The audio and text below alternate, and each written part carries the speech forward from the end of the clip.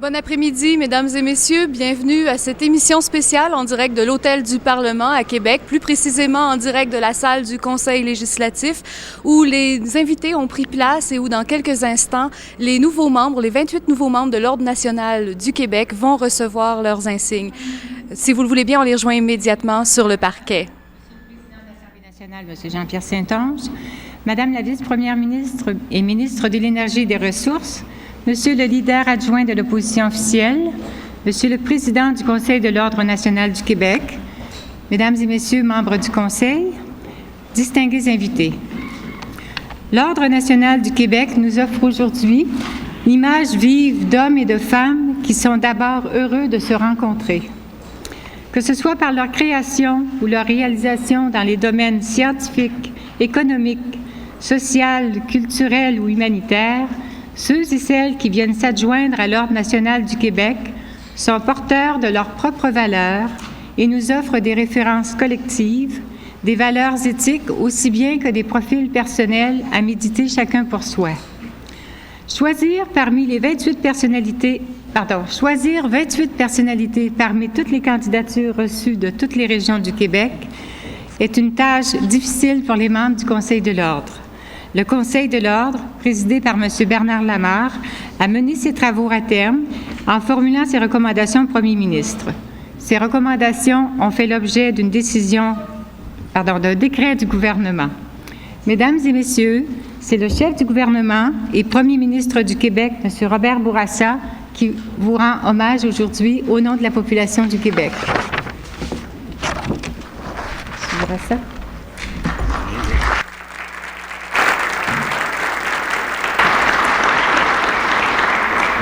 Monsieur le lieutenant-gouverneur, Monsieur le président de l'Assemblée nationale, Monsieur le représentant du chef de l'opposition, ma collègue Mme la vice-première ministre, Monsieur le président du Conseil de l'Ordre, Mesdames et Messieurs, ma responsabilité comme chef du gouvernement me vaut le privilège d'adresser les hommages de toute la population du Québec à 28 personnalités qui sont admises aujourd'hui dans l'Ordre national du Québec. Nous ressentons tous une grande joie, nous qui avons été témoins de vos réalisations, et nous nous en réjouissons que ces faits n'aient pas échappé à la sagacité de la population du Québec. Votre nomination à l'Ordre national du Québec couronne plusieurs années d'une recherche inlassable de l'excellence. Nous vous en félicitons et nous vous disons notre admiration et notre respect. Plusieurs concitoyens se reconnaissent en vous et une fierté bien légitime rejaillit sur tout le Québec. C'est donc avec joie que je vous remettrai les insignes de l'Ordre. Je demande à la directrice de l'Ordre, Mme Denise Grenier, d'appeler les nouveaux membres de l'Ordre. Merci beaucoup.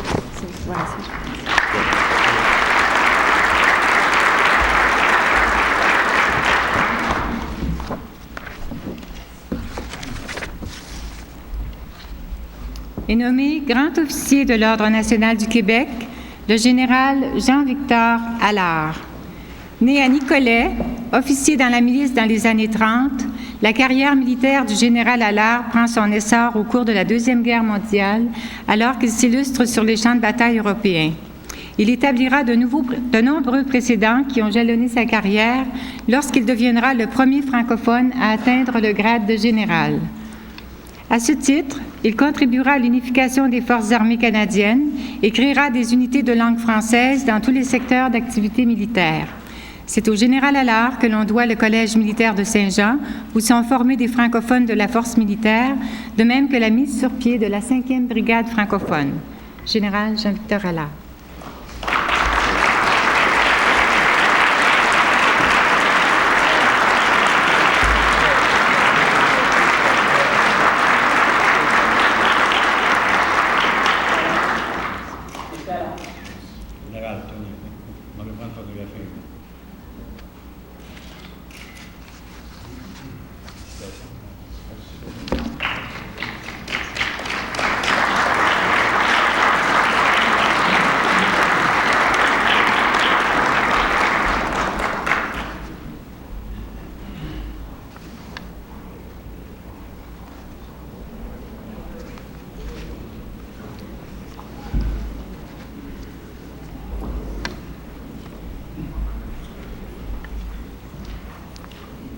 Monsieur Pierre Dansereau. Né à Montréal, pionnier de l'écologie et de l'étude de l'environnement, homme de sciences et humaniste, professeur émérite de l'Université du Québec à Montréal, Pierre Dansereau est reconnu pour son travail en écologie humaine, en botanique, en physiosociologie et en biogéographie. Sa compréhension de l'écosystème terrestre fait de lui un conférencier apprécié et un professeur recherché par les universités tant canadiennes qu'étrangères. M. Dansereau a été nommé chevalier de l'Ordre national du Québec en 1985, en a été le président de 1987 à 1989. Il est aujourd'hui promu grand officier de l'Ordre national du Québec. M. Dansereau.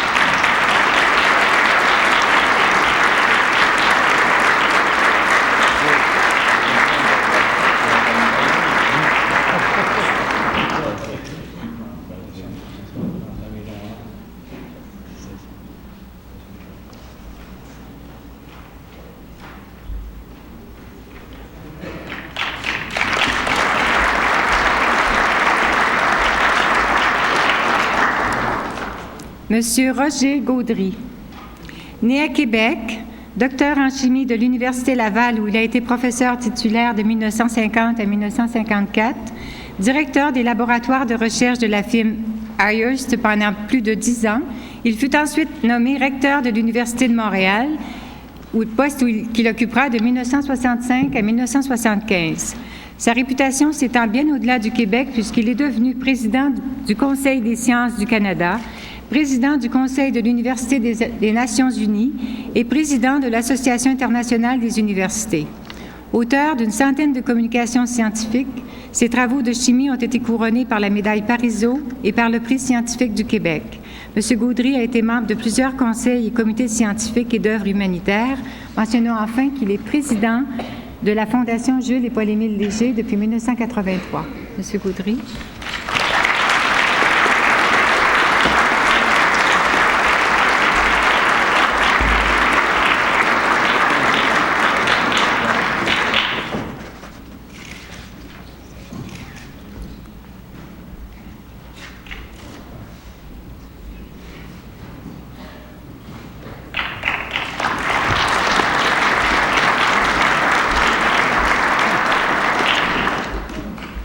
Monsieur Jean Vanier.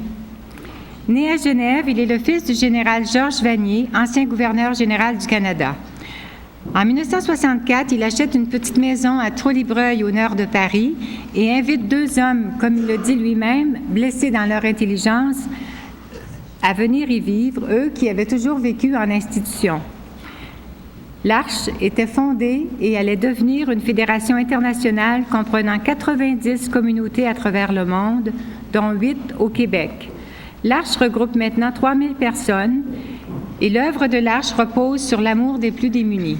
M. Vanier, actuellement retenu au Japon, est représenté par M. Richard Thibault, directeur de l'Arche Le Printemps à Saint-Malachie, la plus ancienne communauté de l'Arche au Québec. Monsieur.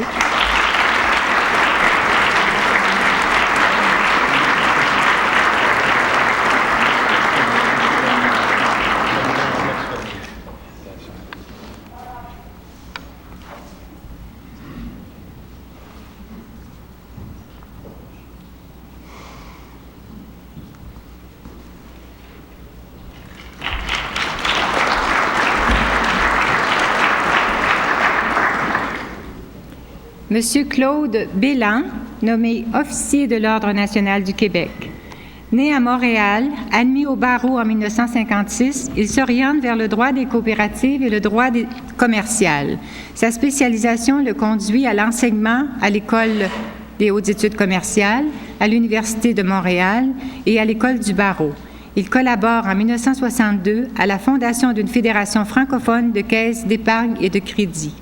Il devient, en 1979, directeur général de cette fédération et réalise l'affiliation de cette fédération avec le Mouvement des Jardins. Il accède à la présidence du Mouvement des Jardins en 1987 et devient président du conseil et chef de la direction de la Caisse centrale des Jardins du Québec. membre du conseil d'administration de la Caisse de dépôt et de placement du Québec depuis 1987, membre du conseil d'administration de l'Université Laval depuis août 1991 et président du comité de parrainage du Forum pour l'emploi depuis 1988. Il a été aussi membre de la commission Bélanger-Campeau. Monsieur Bélan.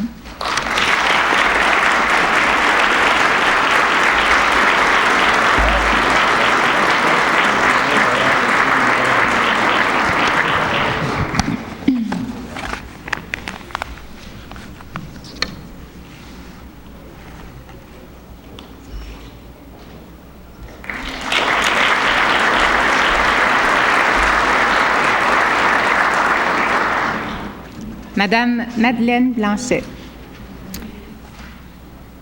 Née à Québec, elle est présidente du Conseil des affaires sociales depuis 1980. Docteur en médecine de l'Université Laval, elle détient une maîtrise de sciences en hygiène infantile et scolaire, de même qu'une maîtrise en hygiène publique de l'Université de Montréal. Avant d'accéder à la présidence du Conseil des affaires sociales, Madeleine Blanchette avait déjà une carrière remarquée puisqu'elle avait coordonné l'enquête Nutrition Canada en 1972 et instauré en 1976 la politique de périnatalité au ministère des Affaires sociales. Sous la direction de Madeleine Blanchette, le Conseil des affaires sociales a publié plusieurs analyses sur des sujets allant de l'alimentation à la politique familiale, de la mort à domicile aux recommandations pour réduire les accidents de la route. Témoin privilégié de l'évolution du secteur de la santé au Québec, elle a travaillé d'abord dans les unités sanitaires, puis à la réforme de la santé et des services sociaux, enfin jusqu'au débat actuel sur le système de santé québécois. Madame Blanchet.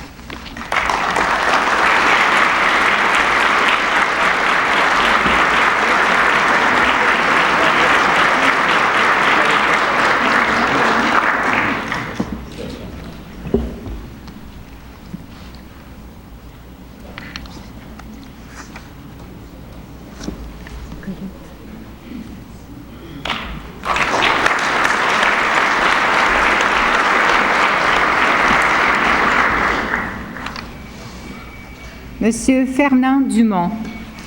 Né à Montmorency, professeur titulaire de théorie sociologique générale à l'Université Laval, son enseignement porte sur la sociologie de la connaissance, la théorie de la culture, l'épistémologie des sciences humaines. Président et directeur de l'Institut québécois de recherche sur la culture jusqu'en 1989, cofondateur de la revue Recherche sociographique, directeur de questions de culture, membre de plusieurs comités de rédaction de revues sociologiques, M. Dumont est aussi membre du conseil scientifique de l'Association des universités de langue française.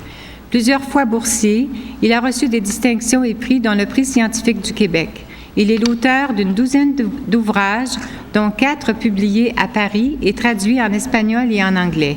L'œuvre de Fernand Dumont a apporté une contribution significative à l'évolution de la pensée sociologique et des sciences humaines.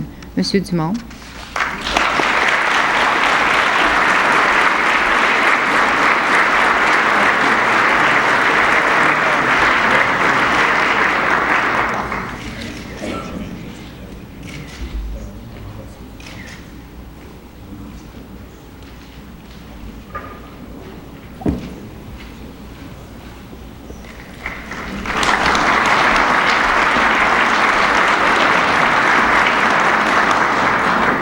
Monsieur Jean-Denis Gendron.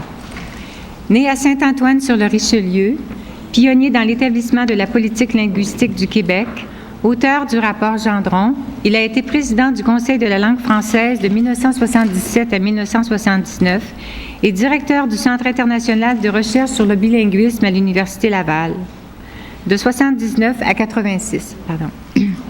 Monsieur Gendron est l'auteur de plus d'une quarantaine de publications. Mentionnons qu'il a été membre du comité consultatif de la revue Langue et Société, édité par le Bureau du commissaire aux langues officielles, et membre du comité du Conseil de la langue française sur l'établissement d'une banque de données linguistiques qui devait aboutir au grand dictionnaire des usages au Québec. Monsieur Gendron.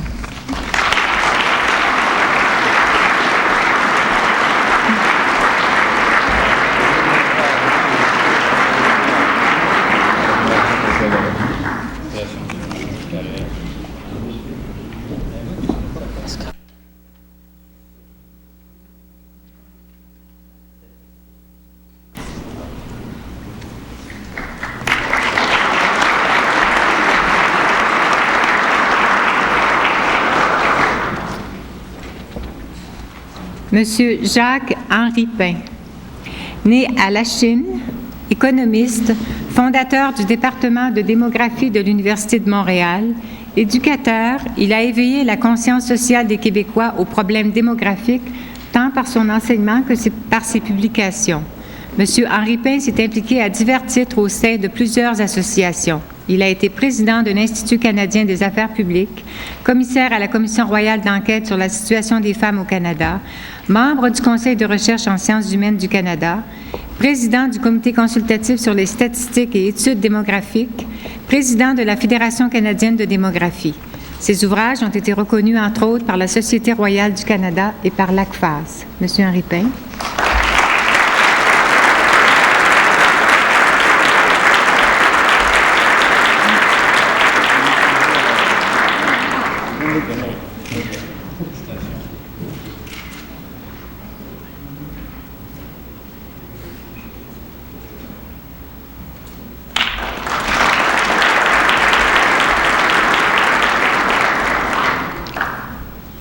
Monsieur Roger D. Landry. Né à Montréal, président et éditeur de la presse depuis 1980, Monsieur Landry avait auparavant occupé le poste de vice-président au marketing du club Les Expos de Montréal, ce qui lui avait valu de remporter le titre de premier marketing man du baseball majeur. Il apporte depuis plusieurs années son concours à d'autres causes, telles l'Orchestre symphonique de Montréal, aux Petits chanteurs du Mont-Royal, aux Jeunesses musicales du Canada et à l'Opéra de Montréal, dont il dirige d'ailleurs le conseil d'administration depuis 1989. Il a aussi présidé le comité des communications de la Conférence d'études canadiennes du gouverneur général de 1987 et coprésidé le comité de direction de celle de 91. Il fait partie du groupe de travail sur la lutte contre la drogue au Québec. Monsieur Landry est aussi membre du conseil consultatif de l'Ordre du Canada, dont il est officier. Monsieur Landry.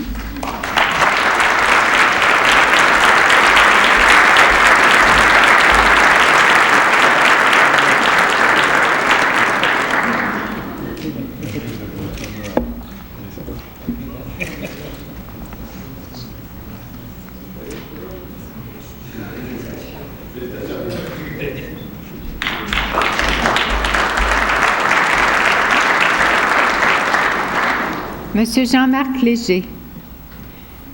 Né à Montréal, journaliste à la presse de 1951 à 1956, reporter et rédacteur en information internationale au Devoir de 56 à 63, puis de 63 à 69 où il fut chargé de l'information internationale et de l'éditorial.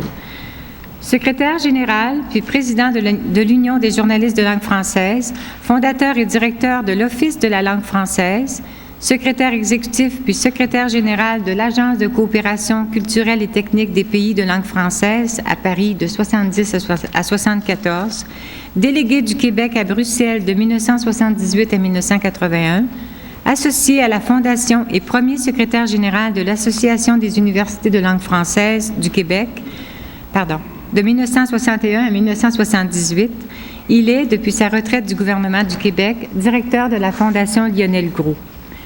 Monsieur Léger a reçu plusieurs distinctions, dont la Légion d'honneur, dont il est un commandeur. Monsieur Léger.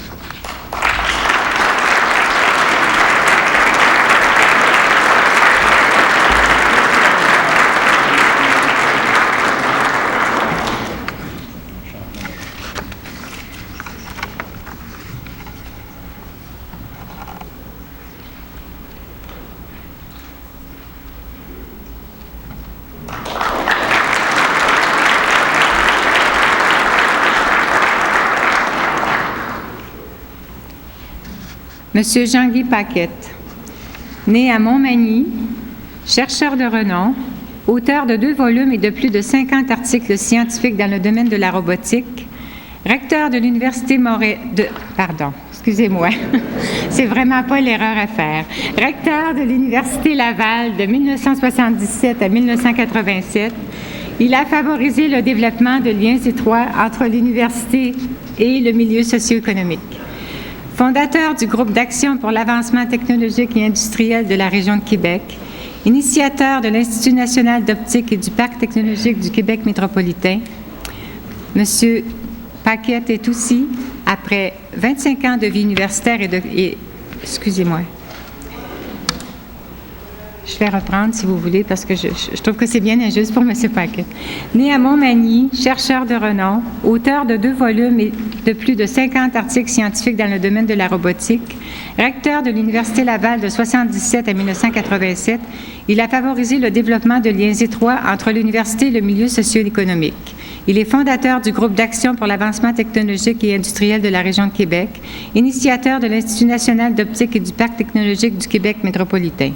Après 25 ans de vie universitaire et une campagne de souscription exceptionnelle qui a permis à l'Université Laval de recueillir plus de 42 millions de dollars, M. Paquette poursuit sa carrière dans le secteur privé en devenant en 1988 président de la Laurentienne Vie, poste qu'il cumule présentement avec celui de vice-président exécutif et chef des opérations de la Laurentienne financière. M. Paquette.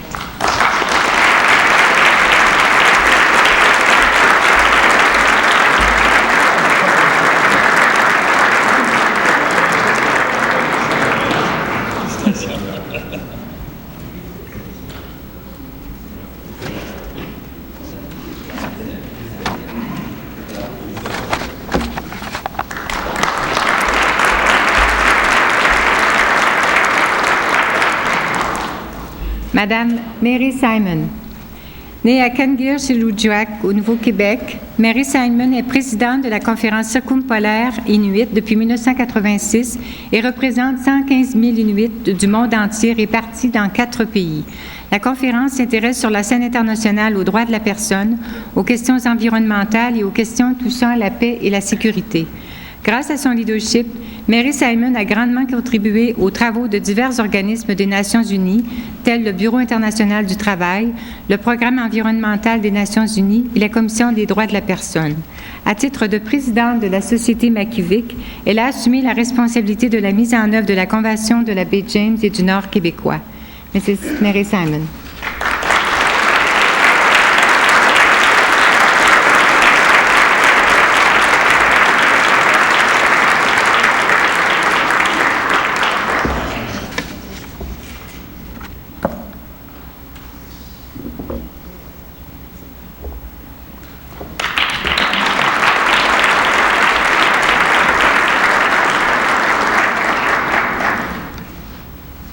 Madame Jeannette Bertrand.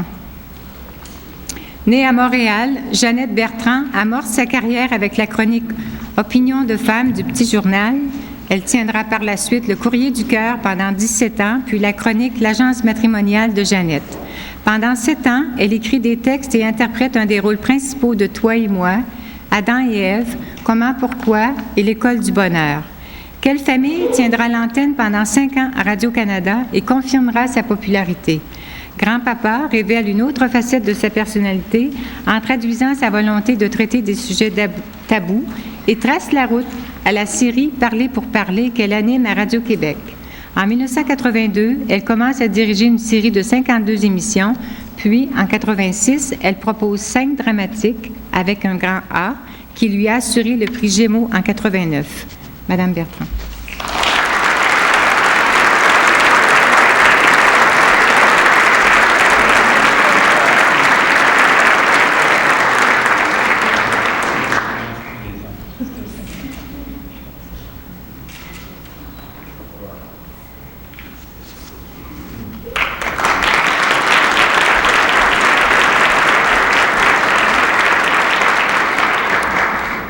Monsieur Ghislain Bouchard.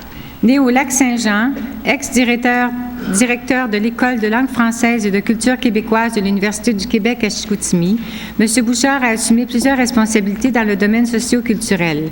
Président de la coopérative d'habitation de Chicoutimi, responsable du volet culturel du Carnaval Souvenir de Chicoutimi, président fondateur de la coop CHUT-FM, membre du comité d'implantation de Radio-Québec au Saguenay, fondateur du théâtre Le Coteau à Chicoutimi et celui de la Marmite à Jonquière, M. Bouchard a reçu le trophée de la meilleure mise en scène au Festival d'art dramatique du Canada en 1960, 1965 et 1967. On lui doit la mise en scène d'une centaine de spectacles de théâtre, 11 opérettes, opéras comiques ou comédies musicales. Sa dernière œuvre, La fabuleuse histoire d'un royaume, connaît un succès international. Monsieur Bouchard.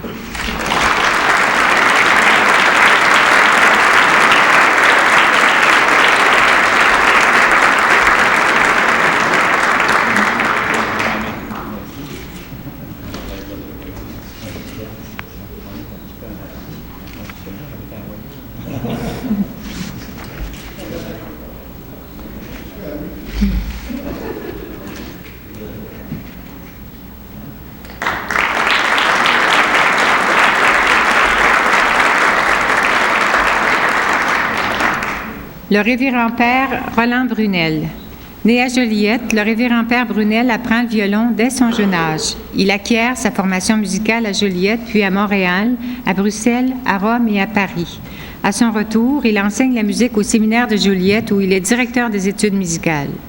Il se voue totalement à l'enseignement de la musique. Il dirige l'Orchestre symphonique des jeunes de Joliette, a fondé celui de la relève pour les jeunes de 8 à 18 ans et a formé un groupe appelé les Petits violons du Père Brunel pour les jeunes de 5 à 8 ans.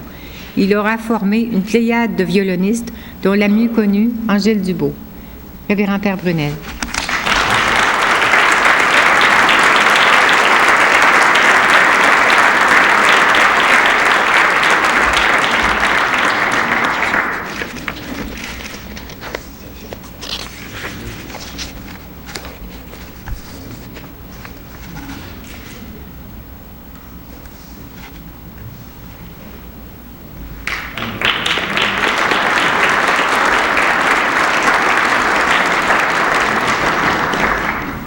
Madame Marie-France Castonguay-Thibodeau. Née à Causapscal, Madame Castonguay est doyenne de la Faculté des sciences infirmières de l'Université de Montréal.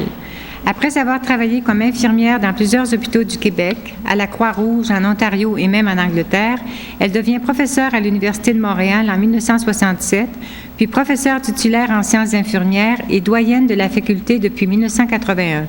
Responsable de la mise sur pied et de la direction de la maîtrise en nursing, elle est également co-auteure de 2 ouvrages sur l'enseignement aux malades et sur la recherche infirmière au service de la pratique. Madame Castonguay-Thibodeau.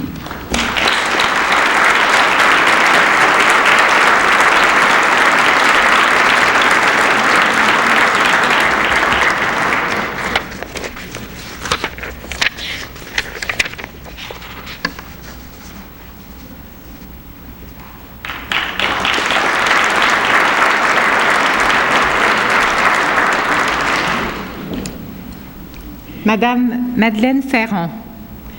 Née à Trois-Rivières, écrivain, elle a participé à de nombreux ouvrages collectifs, dont Robert Clich, le Dictionnaire biographique du Canada, Témoignage à Marguerite Yourcenar. Elle est l'auteure de plusieurs ouvrages, tels Le Conte de Sucre, La fin des loups-garous, Le Baron écarlate, Quand le peuple fait la loi, de même que Les Beaucerons, ses insoumis, Le chemin des dames, Histoires édifiantes, Sur le chemin Craig, Un singulier amour et enfin Le Grand Théâtre qu'elle publie en 89. Madame Ferron est présidente de la Fondation Robert Clich pour la protection du patrimoine des Beaucerons. Madame Ferron.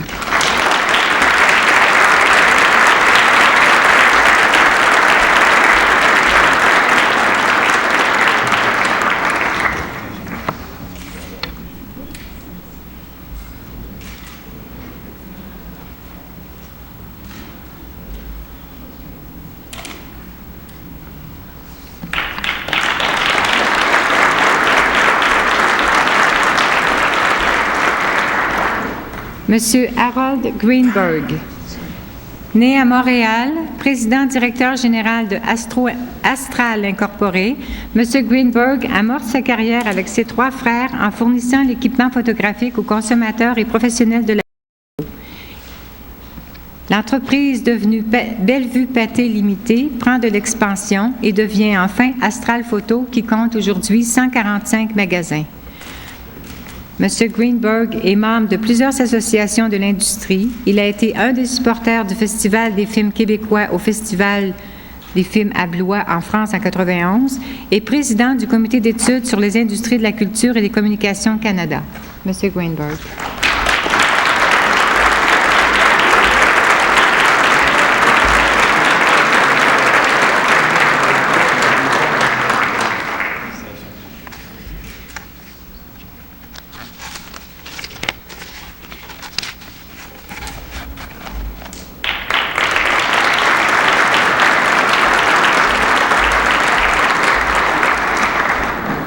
Monsieur Alain Jambard. Né en Guadeloupe, docteur en psychologie expérimentale, il est le coordonnateur au CLSC Parc Extension, président de SOS Racisme Québec et vice-président de la Fédération internationale de SOS Racisme, regroupant 29 pays. membre du conseil d'administration de l'Institut de police du Québec, commissaire à la Commission des droits de la jeunesse du Québec, président du comité consultatif sur les relations interculturelles et interraciales de la Ville de Montréal. Il fait partie de plusieurs tables de concertation sur la violence chez les jeunes et du comité d'enquête sur les relations entre les corps policiers et les minorités ethniques. Monsieur Jean Bart.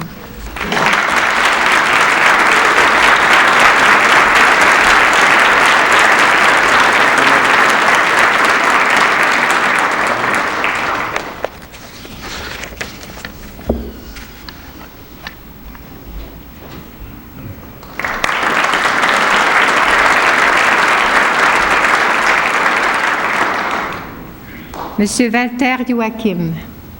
Né à Düsseldorf, Walter Joachim commence l'étude du violoncelle dès l'âge de 5 ans et devient violoncelle solo de l'Orchestre de chambre de Cologne, où il acquiert une solide formation d'interprète. Après la guerre, il continue sa carrière en Chine. Il y fonde 2 écoles. Depuis son arrivée au Canada en 1952, il entre à l'Orchestre symphonique de Montréal en 1963 comme violoncelle solo jusqu'à sa retraite en 1979. Co-fondateur du Quatuor à cordes de Montréal, professeur à McGill et au Conservatoire de musique pendant plus de 39 ans, M. Joachim a formé toute une génération de violoncellistes, en plus d'avoir créé de nombreuses œuvres, principalement celles de compositeurs canadiens. M. Joachim.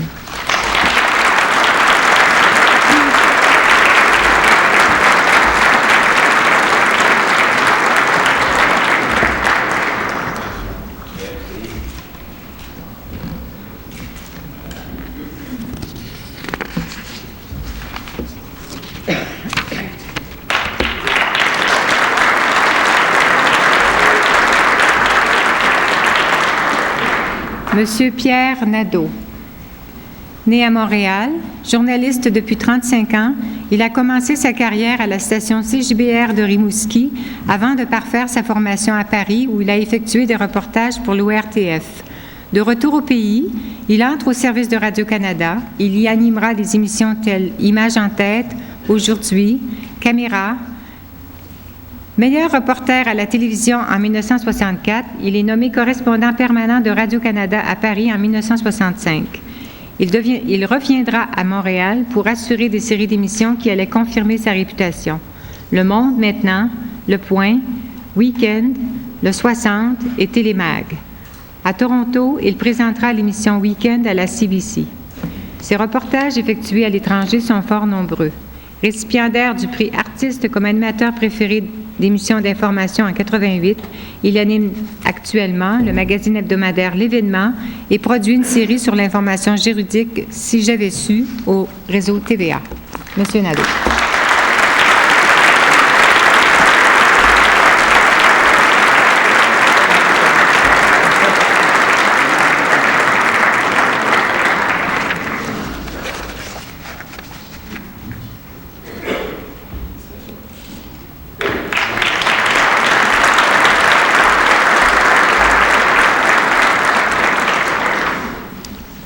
Monsieur Roland Nadeau. Né à Saint-Gervais de Bellechasse, Monsieur Nadeau a consacré la majeure partie de sa vie à l'enseignement comme professeur, puis directeur d'école et enfin directeur général du service des études à la Commission des écoles catholiques du Québec.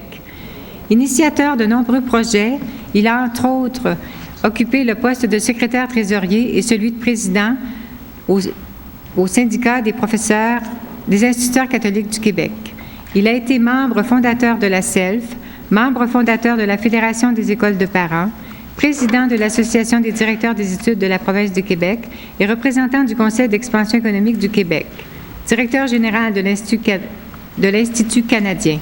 À sa retraite, M. Nadeau est actuellement président d'honneur de l'Amicale des professeurs retraités depuis 1982. M. Nadeau.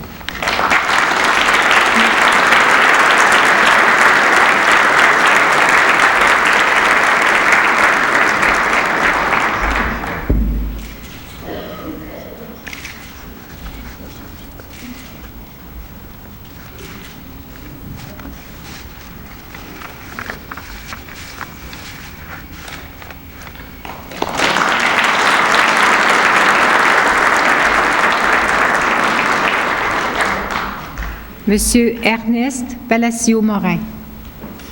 Né à Montréal, journaliste de 1930 à 1980 à La Patrie, au journal Le Canada, à La Presse, au Petit Journal, rédacteur en chef du Photojournal, auteur et réalisateur à CKAC de 1947 à 1959, où il a obtenu le Canadian Radio Award pour son Pacelli le Magnifique en 1950. Sa carrière d'écrivain compte 25 ouvrages publiés, poèmes, romans, essais, pièces de théâtre. Directeur de l'information et des relations extérieures au ministère des Affaires culturelles de 1962 à 1966, il fut commissaire aux langues pour le Québec de 1970 à 1975, membre de l'Union des écrivains québécois de l'Union des artistes. Enfin, son dernier ouvrage, La route de Champigny, a été publié en 1988. Monsieur Palacio-Morin.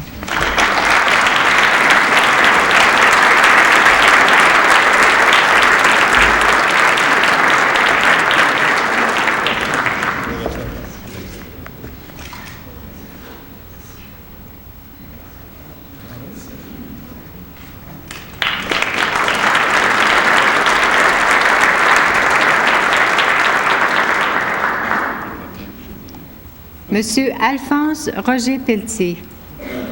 Né à la Pocatière, fils d'une famille d'agriculteurs depuis 8 générations, Monsieur Pelletier est lui-même un agriculteur qui a transmis à 5 de ses enfants le goût de l'agriculture au point d'en vivre. Très actif dans le milieu coopératif agricole du Québec, il est président du conseil d'administration de la Coopérative fédérée du Québec qui réalise un chiffre d'affaires de 1,5 milliard et qui assure un emploi à 5 000 personnes. M. Pelletier est membre du Conseil de la Coopérative laitière du Québec, de la Fédération canadienne de l'agriculture, de la Société de développement international des jardins. Fidèle à ses origines, il est toujours au Conseil de la coopérative de sa région natale. On lui décernait en 1990 le mérite agricole pour sa contribution à l'avancement de l'agriculture au Québec. M. Pelletier.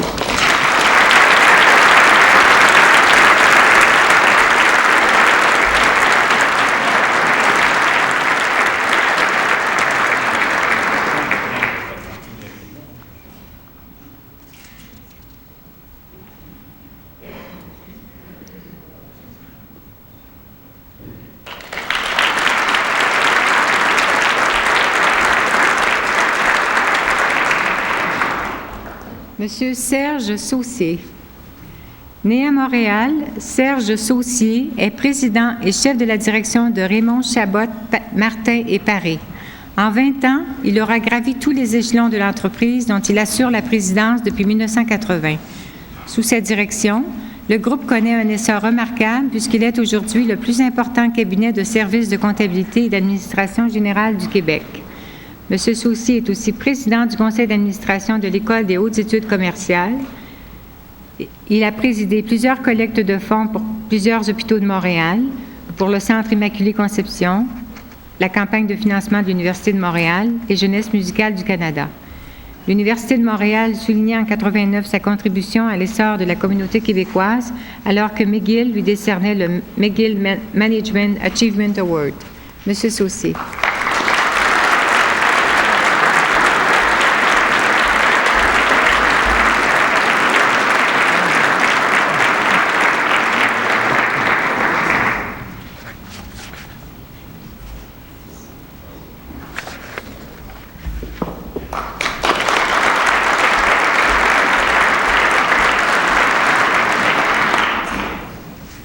Monsieur Pierre Théberge. Né à Saint-Éluthère, Pierre Théberge est directeur général du Musée des beaux-arts de Montréal depuis 1990. Sous sa direction, le musée a tenu 40 expositions importantes au Canada et à l'étranger. Il a participé à la rédaction de plus d'une trentaine de catalogues et de 17 publications. On lui doit la tenue d'expositions prestigieuses dont le Musée imaginaire de Tintin, Pablo Picasso, Miro, Léonard de Vinci, la rétrospective de Bordua. Mentionnons enfin la tenue de la plus imposante exposition du Musée des beaux-arts, les années 20, l'âge des métropoles, qui présente 729 œuvres de 308 artistes provenant de 105 villes différentes et de 207 prêteurs de l'Europe et des États-Unis. Un méga-projet, la plus importante exposition jamais organisée au Canada. Monsieur Théberge.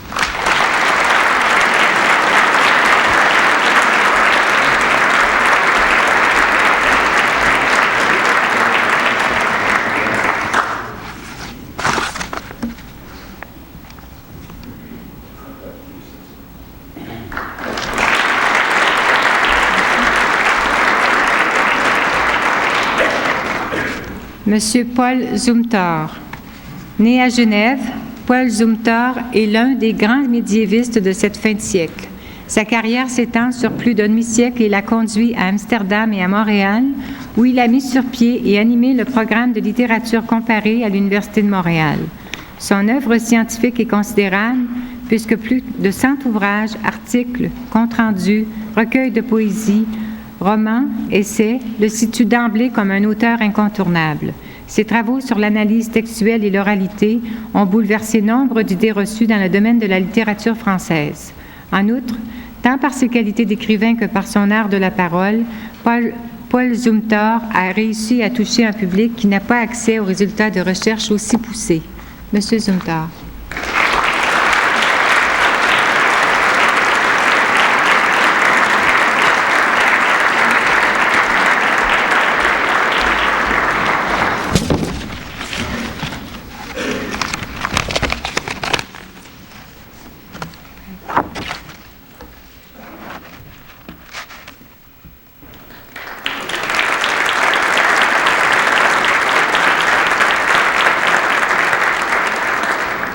J'inviterai maintenant le président du Conseil de l'Ordre national du Québec, M. Bernard Lamarre, à adresser la parole au nouveau récipiendaire.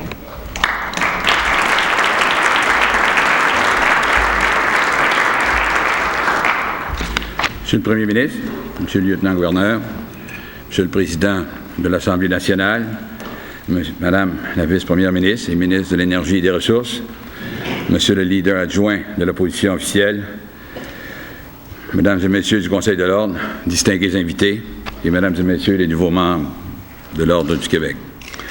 À titre de président du Conseil de l'Ordre national du Québec, il me fait plaisir de vous y accueillir et de vous souhaiter la plus cordiale bienvenue. Si vous êtes ici aujourd'hui, c'est certainement à cause de vos mérites et réussites individuelles, et je vous en félicite. Je réalisais dernièrement une phrase de Jules Renard, j'ai plus de temps pour ce genre de choses moi aussi, phrase que je comprenais très, très bien et qui pourrait s'appliquer éventuellement, on ne sait jamais, à des personnalités comme les vôtres. Il y a des moments dans la vie où tout nous réussit. Il ne faut pas s'en effrayer, ça passe.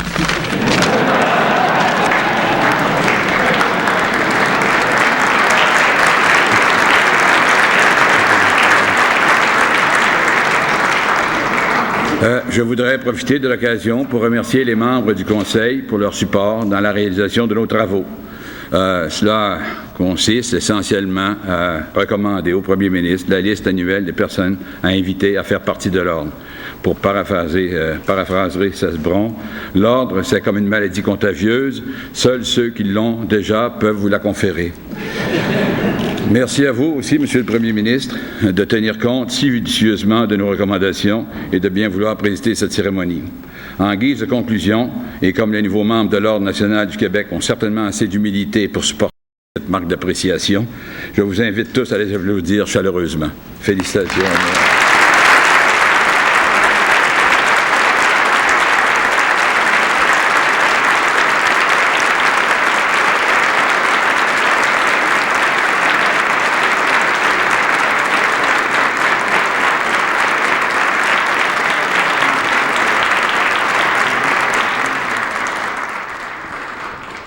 Bien, en terminant cette cérémonie spéciale en direct de la salle du Conseil législatif à l'Hôtel du Parlement à Québec, on vous rappelle que l'Ordre national du Québec, c'est une loi qui a été adoptée à l'unanimité le 20 juin 1984 et il y a eu proclamation de l'Ordre le 3 avril 1985. Depuis ce temps, plus de 175 personnes, québécoises, sont membres de l'Ordre national des Québécois. On vous rappelle que les travaux de l'Assemblée nationale vont reprendre, eux, le mardi 10 mars à compter de 14 heures. Ce sera notre prochain rendez-vous. Au revoir.